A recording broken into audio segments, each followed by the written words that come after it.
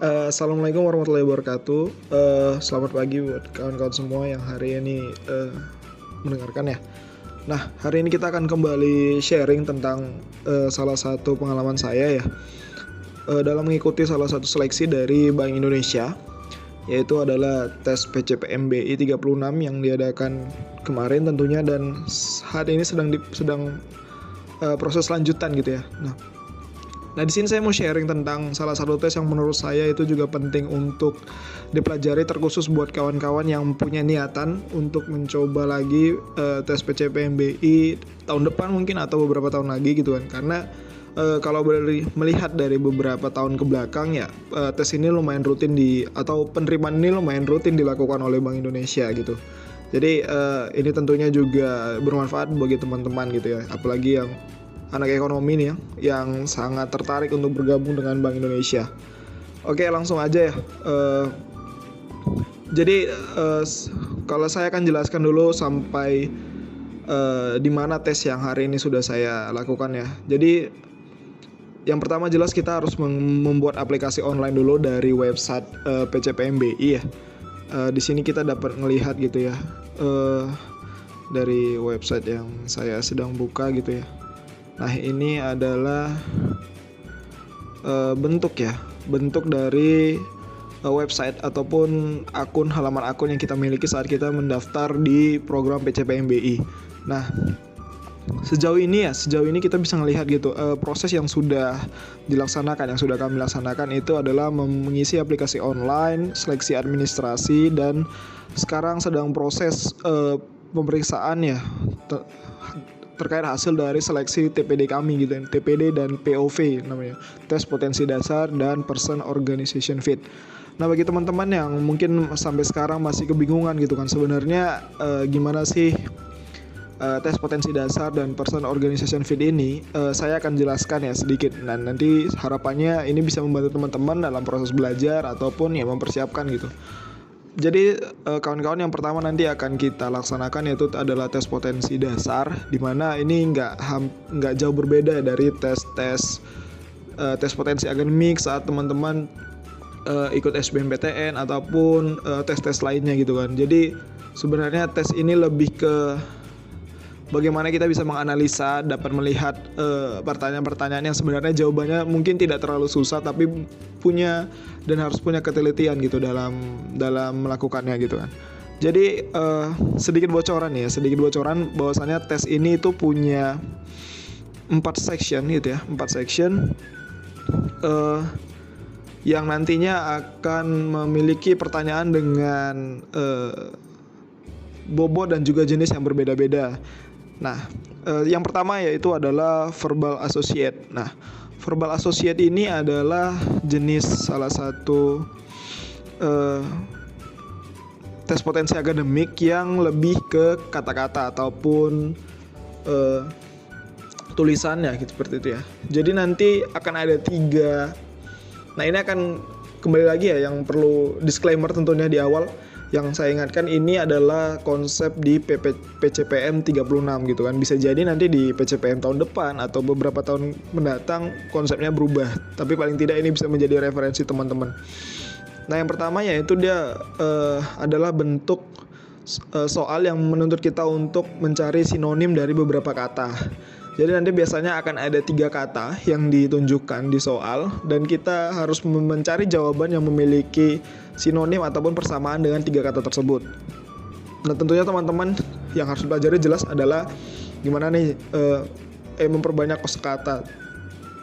Nah, yang kedua yaitu majemuk. Nah, maksudnya majemuk ini nanti juga akan ada beberapa kata yang nanti akan ada satu kata yang memiliki kesamaan atau memiliki yang bisa dihubungkan dengan ketiga kata yang diletakkan. Nah, jadi nanti teman-teman lihat saja gitu kan contoh soalnya. Nanti juga akan dijelaskan nanti sebelum tesnya masuk, dan kawan-kawan bisa lihat tuh apa sebenarnya kata yang bisa terhubung dengan 3 kata yang ada di soalnya gitu kan.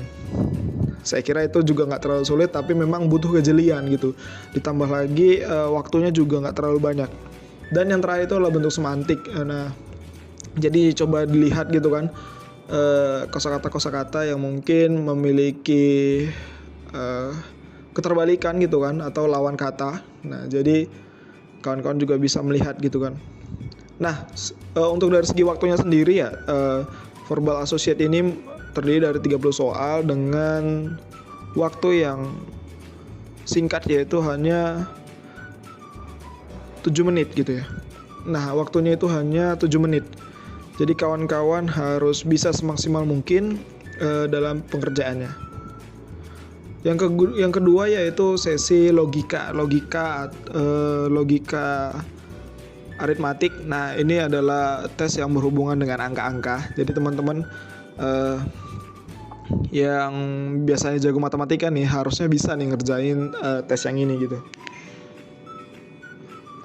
Jadi kawan-kawan,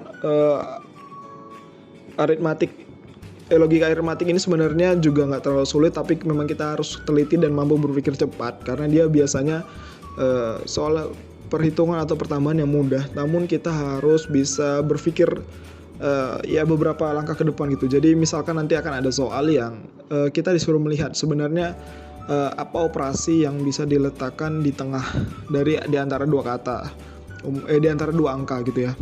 Nah, untuk soalnya sendiri terdiri dari 30 soal dengan waktu yang disediakan itu 25 menit. Nah, selanjutnya yaitu adalah diagramik analogi gitu. Diagramik analogi ini adalah salah satu soal yang menurut saya cukup sulit kalau kita tidak bisa betul-betul memahami bentuk diagramnya. Jadi nanti akan ada disediakan seperti alur gitu kan, alur dari beberapa model gambar yang kita harus melihat gitu kan. Di setiap step itu apa yang terjadi, apa yang berubah gitu kan. Nah, salah satu bocoran gitu kan, salah satu bocoran buat kawan-kawan ya kan, nanti soalnya itu akan terdiri dari 20 soal yang dengan waktu 25 menit. Dan yang harus kita lihat adalah biasanya modelnya itu sama, hanya bentuk soalnya aja yang berbeda. Jadi saat kita sudah hafal dengan perubahan-perubahan yang terjadi di setiap step, tentu tidak akan terlalu sulit bagi kita untuk melihat gitu kan, apa sebenarnya progres yang terjadi di situ. Ya, saya rasa kawan-kawan bisa lah untuk belajar mulai dari sekarang kan.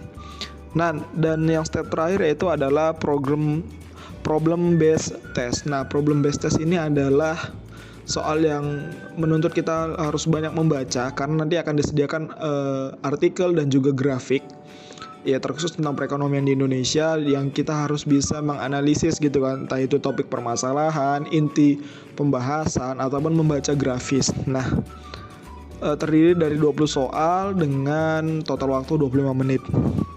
Nah, tentunya kawan-kawan juga harus teliti ya, jangan terfokus dengan satu soal yang menurut kawan-kawan itu sulit dan justru kehabisan waktu. Nah, banyak sekali tipe kasus ya menghadapi tes potensi dasar ini terpaku hanya satu soal, lalu kehabisan waktu gitu. Nah, itu adalah sesuatu yang salah gitu. Jadi ini bisa menjadi acuan buat kita ya dalam mengerjakan nanti tes potensi dasar. Jadi ada 4 section yang akan dijalankan di tes potensi dasar dan dilanjutkan dengan person organization fit. Nah, banyak juga referensi yang bisa kita lihat dalam pengerjaan person organization fit.